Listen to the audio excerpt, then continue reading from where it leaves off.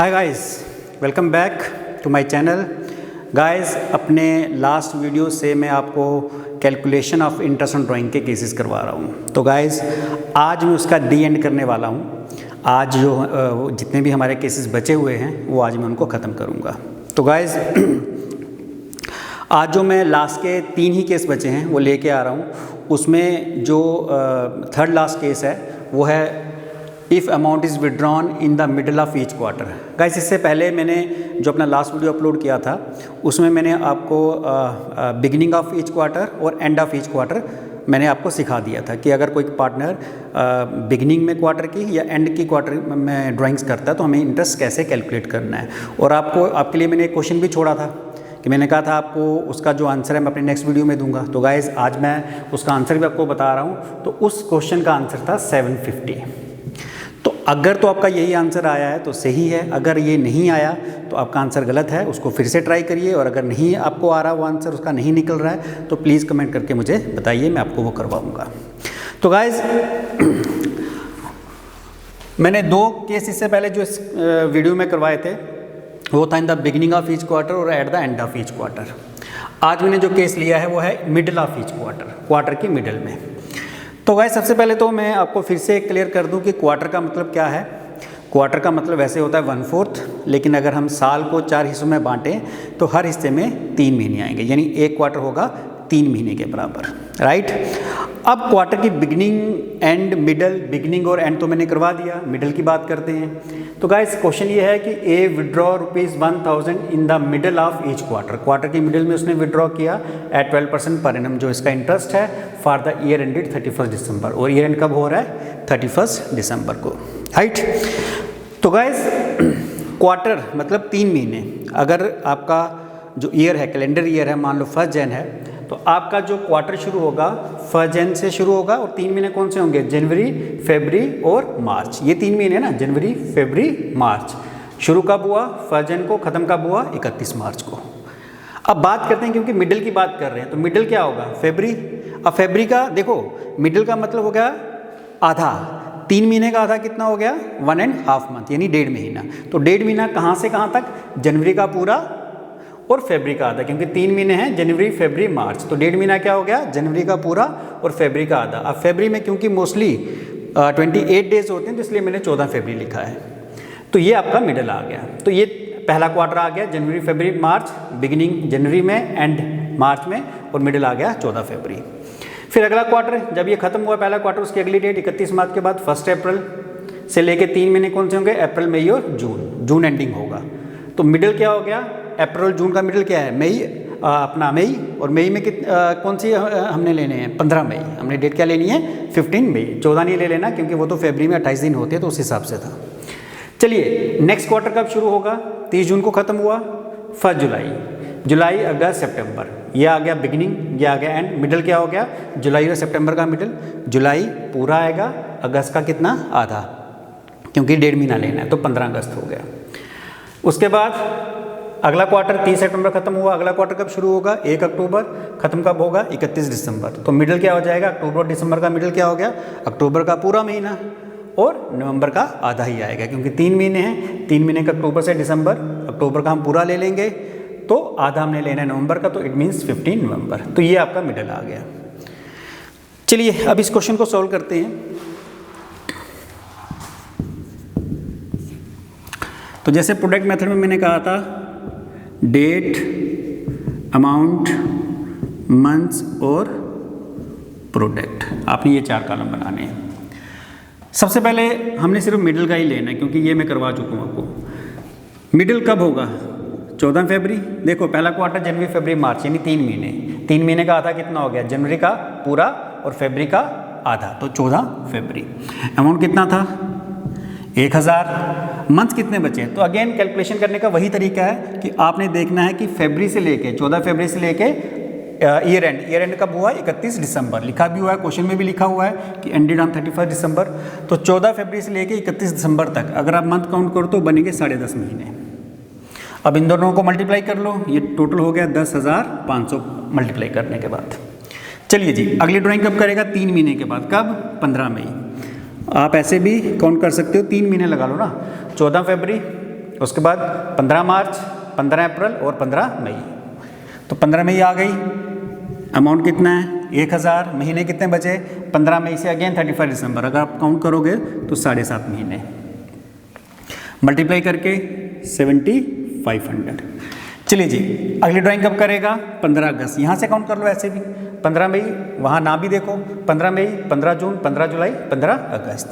तो 15 अगस्त 1000, अब महीने कितने बचे 4.5, दोनों को मल्टीप्लाई कर लिया 4500। फिर कब करेगा 15 नवंबर, वहाँ से देख लो, ये ऐसे काउंट कर लो, 15 अगस्त है, 15 सितंबर, 15 अक्टूबर और 15 नवंबर। 15 नवंबर कितना अमाउंट 1000, महीने कितने बचे 1.5, दोनों को मल्टीप्लाई कर लिए कितना आ गया 1500। तो गाइस मैंने इसको कहा था कि इसमें आपको क्या करना है, पहले प्रोडक्ट का टोटल कर लो, 5, 10, 15, 20, 0 आ गया, 7, 4, 11, 12 और 2, 14 कैरी का, 1 और 1, 2, 24,000। ऐसे हम टोटल करेंगे 1000 4 बार तो 4000 हो गया। तो चलिए प्रोडक्ट मेथड में हम इंटरेस्ट कैसे निकालते हैं, क्या फॉर्मूला बताया था मैंने बताया था product, total of product into rate into 1/12। तो टोटल ऑफ प्रोडक्ट कितना आ गया 24,000। क्लियर है। रेट ऑफ इंटरेस्ट ये है 12%, ये मैंने अपने से लिया 12% इंटू 1/12। अब इन दोनों को डिवाइड करो और यहाँ से 2 0 कट गए, तो आंसर क्या है आपका 240। तो ये आपका आंसर निकला by way of product method. दूसरा मेथड कौन सा था, मैंने कहा था सिंपल मेथड। तो सिंपल मेथड में क्या करते हैं हम बनाते हैं एवरेज पीरियड। और वो कैसे बनाया जाता है मैंने पहले भी बताया था कि months left after first drawing, यानी पहला और आखिरी मंथ ऐड करना है। तो फॉर्मूला हमारा क्या बन रहा था, months left after first drawing plus months left after last drawing divided by 2। तो मिड वैल्यू निकालनी है, पहला 10.5, लास्ट वाला 1.5 डिवाइडेड बाय 2, दोनों का टोटल हो गया 12, 2 के साथ डिवाइड कर लिया तो आपका आंसर आ गया 6 मंथ्स। राइट, अब निकाल लो इसको। तो इसमें इंटरेस्ट निकालने का फॉर्मूला मैंने क्या बताया था, हम टोटल ऑफ अमाउंट, यानी जो अमाउंट का कॉलम है उसका जो टोटल आया उस पर कैलकुलेट करेंगे, इनटू रेट ऑफ इंटरेस्ट तो वही रहेगा, इनटू इसमें फॉर्मूला रहता है एवरेज पीरियड बाय 12। दो ही चीज़ें चेंज करने के लिए मैंने पहले भी बताया था कि आपने प्रोडक्ट की जगह क्या लेना है अमाउंट, और 1 की जगह क्या लेना है जो आपने एवरेज पीरियड बनाया है। तो करते हैं इसको solve. Amount 24,000, rate 12% into average period कितना है 6/12। ये 12 कैंसिल, ये 2 0 इसके साथ कैंसिल, सॉरी यहाँ पे लेना था मुझे अमाउंट 4000। तो चलिए ये दोनों कैंसिल हो गए, ये इसके साथ कैंसिल, 46 × 240। तो ये आपका क्या आ गया इंटरेस्ट। अब दोनों से आंसर आपका सही सेम ही आएगा और दोनों सही है आंसर। आप जैसे मर्जी जिस मेथड से करना चाहो आप उसको कर सकते हो। चलिए नेक्स्ट केस जो मैं करवा रहा हूँ,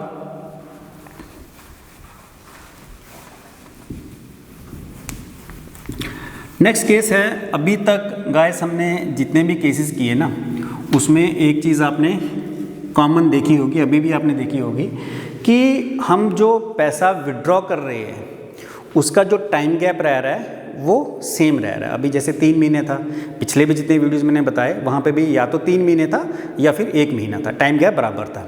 दूसरी चीज़ क्या थी कॉमन, कि जो हम अमाउंट विड्रॉ कर रहे थे वो भी सेम था। जैसे अभी इस केस में हर क्वार्टर के बाद 1000 रुपये ही था, तो ऐसे पिछले भी जितने केसेस कराए उसमें भी अमाउंट सेम रहता था। लेकिन ऐसा हमेशा होगा नहीं, क्योंकि कोई भी पार्टनर किसी भी डेट को कितना ही अमाउंट कम या ज़्यादा विड्रॉ कर सकता है। तो उस केस में हम इंटरेस्ट को कैसे कैलकुलेट करेंगे, अब मैं वो केस बताने जा रहा हूँ।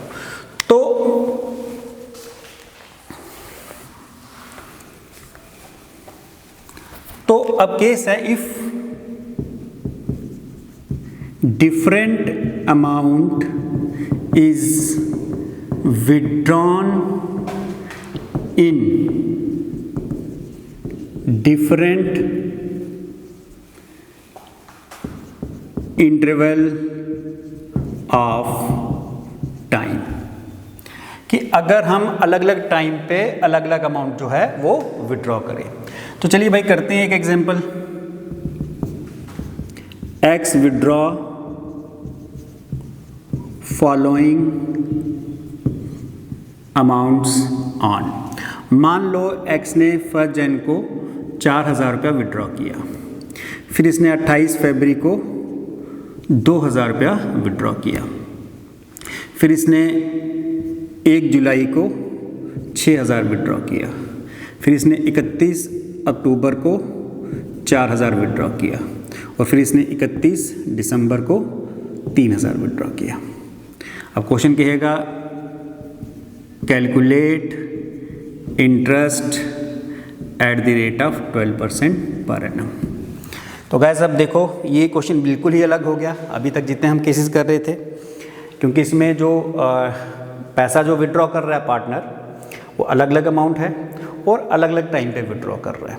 तो इस केस में हम इस क्वेश्चन को सिर्फ प्रोडक्ट मेथड से ही कर सकते हैं, सिंपल मेथड से ये क्वेश्चन नहीं होगा। तो चलिए इसको प्रोडक्ट मेथड से शुरू करते हैं।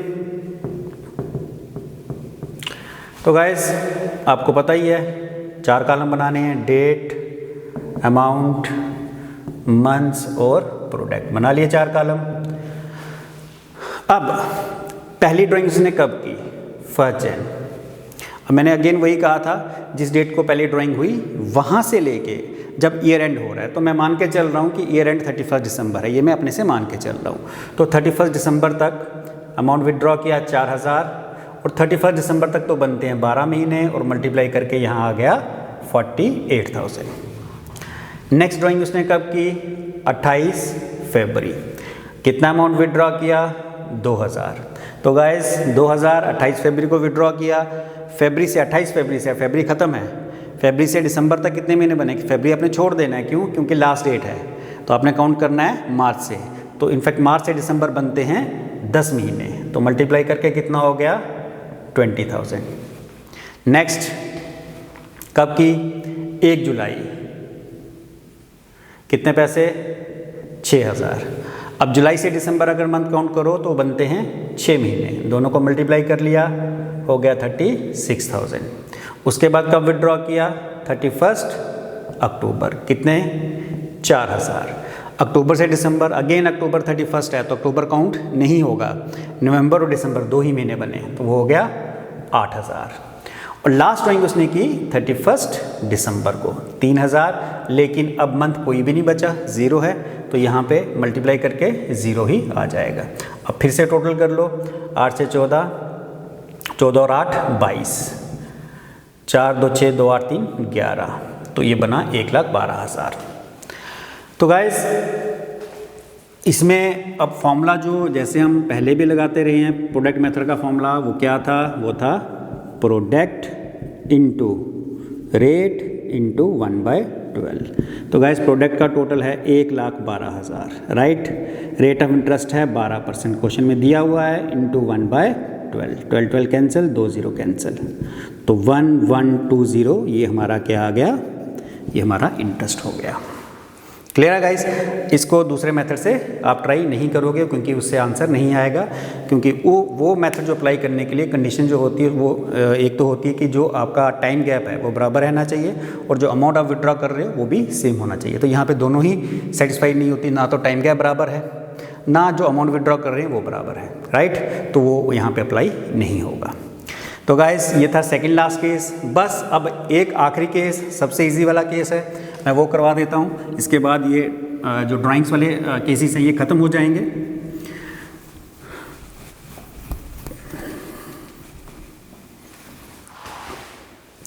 चलिए guys last case, if date of withdrawal is not specified. इसका मतलब है कि अगर क्वेश्चन में डेट ऑफ विड्रॉल नहीं दी गई, तो मैं एक एग्जांपल लेता हूं कि Ram withdraw ₹10,000 at the rate of 10% per annum during 2019 और क्वेश्चन में कहेगा कैलकुलेट इंटरेस्ट। तो गाइस इसमें लिखा है कि राम ने 10,000 रुपये विड्रॉ किया, उसको 10% इंटरेस्ट देना है। कब किया? 2019 में। तो क्या चीज़ यहाँ पे नहीं है? जैसे मैंने पहले भी कहा कि यहाँ पे डेट नहीं है भाई। अब कब किया 2019 में? जनवरी को किया या मार्च को किया या अक्टूबर को किया, कुछ नहीं पता। तो उस केस में सिंपल आपको हमेशा ही 6 महीने का इंटरेस्ट लगाना है। तो अब इसको सॉल्व कर लेते हैं। कैसे करेंगे? राम्स ड्राइंग, राम ने कितना पैसा विड्रॉ किया था? 10,000 और रेट ऑफ इंटरेस्ट कितना है? रेट ऑफ इंटरेस्ट है 10%। Therefore interest on Ram's drawing, तो इंटरेस्ट ऑन राम ड्राइंग्स कितना हो जाएगा भाई? Amount withdrawn into rate into 6/12। 6/12 क्यों लिया? क्योंकि हमें हाफ ईयर का लेना है। तो अमाउंट विड्रॉन कितना है? 10,000 इंटू रेट यानी 10% और कितने महीने का? 6 महीने का। तो करिए इसको, इसके साथ 500 के साथ कट गया तो हमारा आंसर आ गया 500। ये हमारा क्या है? इंटरेस्ट। तो ये सिंपल तरीका है गाइस, लेकिन जितना ये सिंपल है उतनी ही ज़्यादा गलतियाँ भी होती हैं एग्ज़ाम में। क्योंकि गाइस जब हम आगे क्वेश्चंस करेंगे उसमें जितने भी हमने केसेस किए ड्राइंग्स पे इंटरेस्ट निकालने के, वो आगे आपको यूज़ होंगे। तो उसमें ये जो पोर्शन मैंने करवाया है अभी पीछे आपके, यहाँ पे ज़्यादातर गलतियाँ होती हैं। क्यों? क्योंकि डेट ऑफ विड्रॉल दी नहीं होती, तो स्टूडेंट्स क्या करते हैं कि पूरे साल का इंटरेस्ट लगा लेते हैं, जिससे वो आंसर गलत हो जाता है। तो क्योंकि ये छोटी सी चीज़ है और दिमाग से स्किप हो जाती है, तो ये चीज़ याद रखनी है, क्योंकि मोस्टली जो गलती है इसी पार्ट पे होती हैं। तो आज आपका मैंने ड्राइंग्स पे जो इंटरेस्ट कैलकुलेट करने के केसेस थे वो आज मैंने ख़त्म कर दिए। तो नेक्स्ट में जो लेके आऊँगा इंटरेस्ट ऑन कैपिटल कैसे निकालना है। वैसे इंटरेस्ट ऑन ड्राइंग्स और इंटरेस्ट ऑन कैपिटल तरीका वही है, सेम ही निकालने का तरीका है, तो इसमें कोई अलग से है नहीं। तो 1-2 केसेस में लेके आऊँगा। और गाइस मैंने कहा था कि मैं टीएस ग्रेवाल की बुक से अब कुछ क्वेश्चंस भी लेके आऊँगा। तो होपफुली नेक्स्ट जो मैं वीडियो अपलोड करूँगा उसमें मैं इंटरेस्ट ऑन कैपिटल के कुछ क्वेश्चंस जो होंगे वो सीधे उसकी बुक से लेके आऊँगा, टीएस ग्रेवाल की बुक से, क्योंकि सेम ही तरीका उसको भी कैलकुलेट करने का, तो सीधे मैं बुक से ही क्वेश्चन उठाऊँगा। तो गाइस मेरा चैनल सब्सक्राइब करना ना भूलें, उसको सब्सक्राइब करें ताकि आगे जब भी मैं वीडियो अपलोड करूं आपको नोटिफिकेशंस आएँ। Thank you guys.